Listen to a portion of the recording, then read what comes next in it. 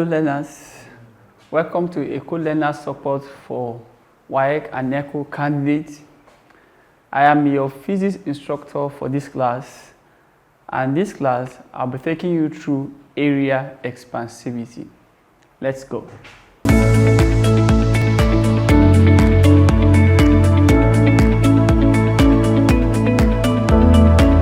Eko Learners Support, a support program of the Lagos State Ministry of Basic and Secondary Education for WAEC and NECO candidates. Like I said, we'll be looking at area expansivity. We'll look at why area expansivity is equal to twice of linear expansivity. We'll also consider some simple calculations and how to go about it, which means your calculator should be beside you. Now, so at the end of this lesson, there are some things you should go home with. Number one, you should be able to explain area expansivity. Also, you should be able to show the relationship that exists between area expansivity and linear expansivity. Conclusively, you should be able to solve some calculations involving area expansivity. Now, let's look at this. Area expansivity is denoted with the Greek letter beta. So, I don't know if you pronounce it differently, but I want to use the pronunciation beta or beta. So, this is the symbol to represent area expansivity. Look at the definition. It is defined as the increase in area per unit area for every degree rise in temperature. So, similar to linear expansivity, our area expansivity beta is given as increase in area. That means there's a change in area. There's an initial area, but now we have a new area. So the difference between the two. So there's an increase, a change in area. Then we now have original area, that is the original one, times the change in temperature delta theta. So bringing all of this together, you have it in this form. Then our change in area, like I said, is that we have two different areas. The difference between the two, the first and the second one, the difference between the two is what we have as a change in area. Then our change in temperature will also be theta 2 minus theta 1. That's what you have for the change in temperature. All right, so area expansivity is increase in area over area times change in temperature. Look at this from here. From this definition and from this formula, we arrive at this. I'll show you how we arrive at this now. So from beta, which is area expansivity equals to increase in area over original area, then times change in temperature. So when you cross multiply, you're going to have the beta A1 delta theta equals to delta A. So from here now, you can have beta A1 delta theta equals to change in area is A2 minus A1. So knowing that, I can say A2 minus A1 equals to beta A1 delta theta. So if that be the case, then our A2 can be written as A minus A1 goes this way. You're going to have A1 plus beta A1 delta theta. So from here, you're going to have A2. When you factorize, what is common here? A1, you are going to have how many A1 here? 1 plus beta delta theta. So what you have here is the same thing as what you have written in black here. So, but then you should not forget that beta, which is area expansivity, is twice of linear expansivity. Remember that for you to get area, two dimensions are involved. You talked about the length and the breadth. So two linear expansivities are involved. There's a linear expansivity here. There's also a linear expansivity here. So two linear expansivities are involved. So area expansivity is 2 of linear expansivity. Okay, let's look at example here. Looking at this example, see what you have for our example. A rectangular copper rod has a surface dimension of this. find its new area. So from this question now, you know what you are getting from this value they have given us. So we are looking for new area, which means we have an original area. The original area is A1, which is 0.02 times 0.01. So if you do this, you are going to have 0.0002 meters squared. So having done that, the initial temperature is θ1, and that is 28 degrees Celsius. Now the final temperature is given as θ2, which is 150 degrees Celsius. The change in temperature will be delta theta, which is θ2 minus θ1. So here you are going to have 150 minus 28, which gives 122 degrees Celsius. So having done that, they ask us for the new area. So since we are dealing with area, ideally we are supposed to be given linear area expansivity, but we're given linear expansivity. And I have showed you that linear area expansivity is twice of linear expansivity. So from here we can say that beta is twice of area expansivity. That's 2 times 0.000014 per Kelvin. So with this now, the area expansivity will be 0.000028 per Kelvin. So now let's go to solving the real problem they want us to solve. Find the new area. The new area is given as A2 equals to A1 into bracket of 1 plus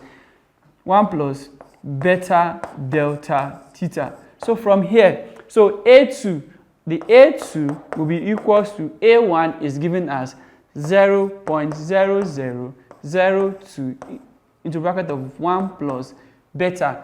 The beta is given as 0.000, another 0 should be here, yes, 28 times change in temperature. The change in temperature is 122. So from here, you are going to have A2 equals to 0.0002 into bracket of 1 plus. So you are going to have 122 times 0.000028. So from here, you are going to have 0.003416. So here 2 will be equal to 0.0002, then 1.003416. So you multiply.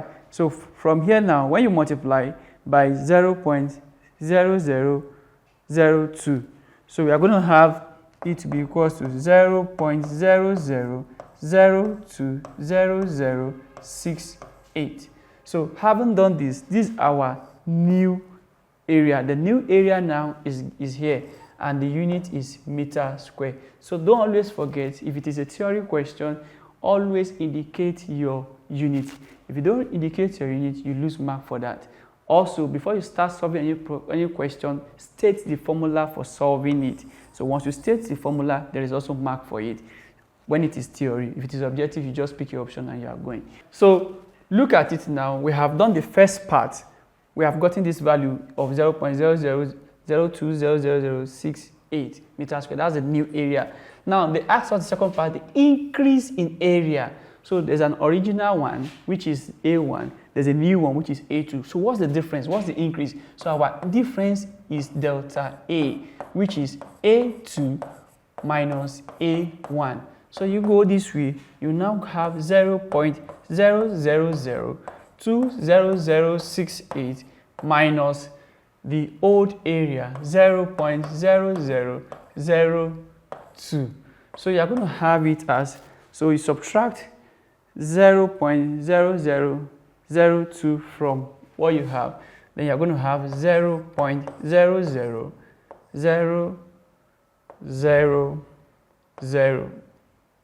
Another one, 68.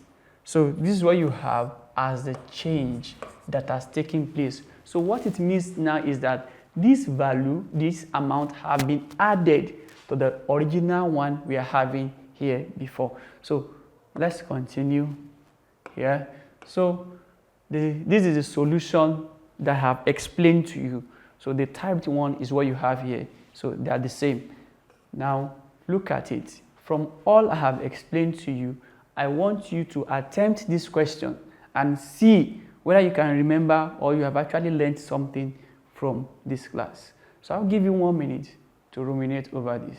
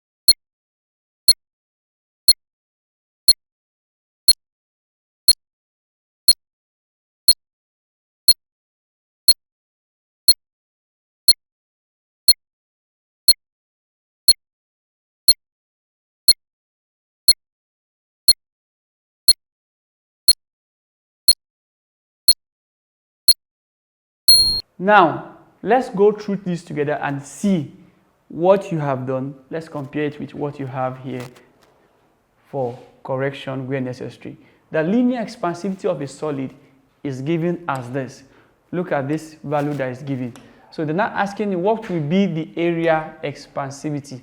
All right. So looking at this solution to the exercise, practice exercise. So you see that now we have here, we have the linear expansivity given as 1.8 times 10 to the minus 6. Now, what will be the area expansivity?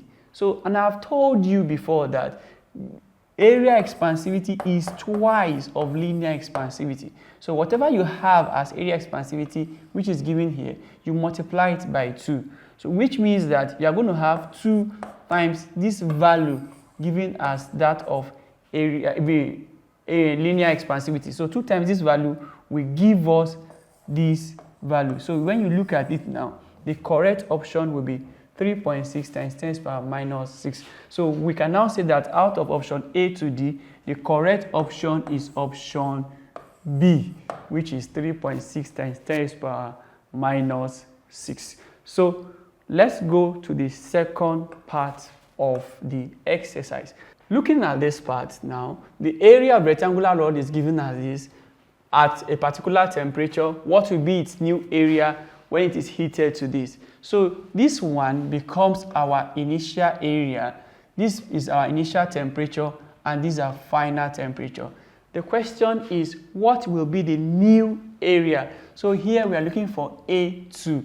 Then the linear expansivity of the rod is given again. So let's go. Don't forget that once linear expansivity is given, you multiply it by 2 to give you area expansivity. So you are multiplying this value by 2 to give you the area expansivity, which is better. Then change in temperature is the final temperature, 78 minus 32. So when you subtract, you are going to have 46. The initial area is 16. So from here, you input your value. The new area is equals to A1 into bracket of 1 plus beta delta theta. So from here, the new area is equals to A1, which is 16. So it comes here. Then 1 plus beta. Our beta here is the value here. It comes here. Then change in temperature, which is 46, is brought here. So when you multiply this value, you get this. Add it together with this, you get this. So this value now times this, it gives us the final answer, which is this. So which can be approximated to be this. In case you are further asked for change in the area, you can just subtract the second area, subtract the first area rather from the second area. That will be 16.0021 minus 16. So your answer will be in meter squared if you are asked that way. So you will be having 0.0021 as your final answer. So thank you for listening. In case you have any comments, any question, observation or suggestion, kindly forward them all to the social media handle that will be displayed on the screen. Thank you once again. Acing your WAEC and NECO examinations has been made easy by the Lagos State Ministry of Basic and Secondary Education with the Eko Learners Support for WAEC and NECO Candidates television program. Join seasoned teachers as they take you through these core subjects: mathematics, English language, physics, chemistry, and biology, targeting the exact syllabus of WAEC and NECO. Watch Eko Learners Support for WAEC and NECO candidates on this station. Learners can also connect with Eko Learners Support for WAEC and NECO candidates through these social media platforms to access more educational content and give their feedback. Eko Learners Support for WAEC and NECO candidates. Pass your examinations with flying colors. Hello students. You're welcome to Eko Learners Support for WAEC and NECO candidates. I'm going to be your physics instructor today.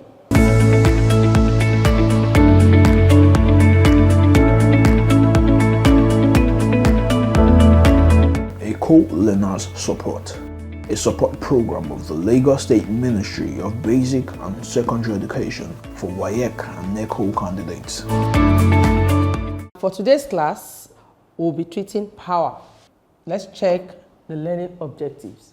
At the end of the lesson, the students should be able to, you'll be able to define power, you should be able to state the formula for calculating power, solve mathematical problems using the formula for power.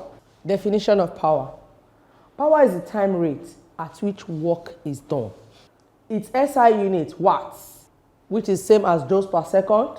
Watt can be defined as the power needed to do 1 joule of work in 1 second. Power is a time-based quantity, which is related to how fast a job is done. Power equals work to the ratio of time. And we can have it as P equals W over T, which equals force times distance all over time. As power doesn't have any direction, it is a scalar quantity. The SI unit of power is joules per second, I already said that, which is termed as watts. Other wattage are kilowatts, megawatts, etc. You must have noticed that electrical components and energy meters in our homes use a unit called kilowatt hour, which stands for 1 kilowatt of power consumed every 1 hour, where kilowatt hour is the unit of energy. Power has several different types that can be distinguished: mechanical power, thermal power, electrical power, and optical power. Example: calculate the power of a man who can expend 1,200 joules of energy in 2 minutes. Calculate the power of a man who can expend 1,200 joules of energy in 2 minutes. The solution: power, like we said the other time, is energy expended over time taken. Now, in this question, the energy here is 1,200 joules. And remember, this is 2 minutes. And since the unit is joule per second, we have to convert the minute to seconds. That's why we have 2 times 60 here, and we bring it down here. We have 1,200 over 120 seconds, which gives us 10 watts. Second example: what is the time taken for a boy to expand energy of 800 joules if he expends energy at 25 joules per second?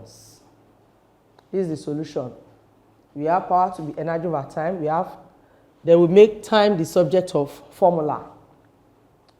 Time is given as 800 joules over 25 joules. So we have 32 seconds. That's the time taken for the boy to expend an energy of 800 joules. Practice question. A force of 150 Newton is used to push a motorcycle 10 meters along the road in 20 seconds. Calculate the power in watts. Practice question 2. An 80-gram man runs up a flight of stairs 5.0 meters high in 10 seconds. What is the man's power output in watts? I'll give you 30 seconds. We'll go over the practice question, and when we come back, we look at it together.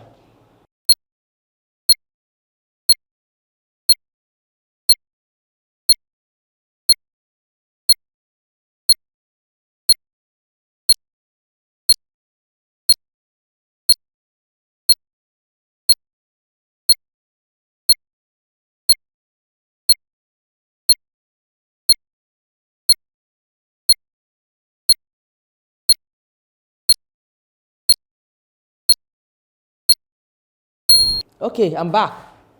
So let's see the solution to the practice question. A force of 150 Newton is used to push a motorcycle 10 meters along the road. So let's bring out our parameters. Force from the question is 150 Newton. The displacement is 10 meters and the time is 20 seconds. Remember, we said power is work done over time, and work done is the same thing as force times distance. So since the parameters here, we have force and we have distance, we bring it together. We have force as 150 Newton, and the distance displacement is what? 10 meters over 20 seconds, which is the time. So the power in watt is 75 watts. An 80-kilogram man runs up a flight of stairs 5 meters high in 10 seconds. What is the man's power output in watts? Remember, power equals work to the ratio of time, and work is, the definition of work is force times distance. Looking at the parameters we have, let's calculate the force used by the man to climb the stairs. So we have our force as mass times acceleration, and our acceleration due to gravity is 9.8 meters per second square here. So this is our force. So multiplied by, that is the mass of the man, which we have here. So we have, multiplying this by this, it gives us 784 Newton. Then the work the man performs is work, which is force times distance. So getting our force to be this, and the distance is already given in the question here. So we have 784 Newton by 5 meters, which gives us 3,920 joules. Now, to get the output, we have power is work divided by time. So we have 392 joules divided by our T. And that gives us 392 watts. So that brings us to the end of the class. I hope your answer is the same as mine. For any other question, comments, observation, kindly put it across on our social media posted on the screen. Thank you.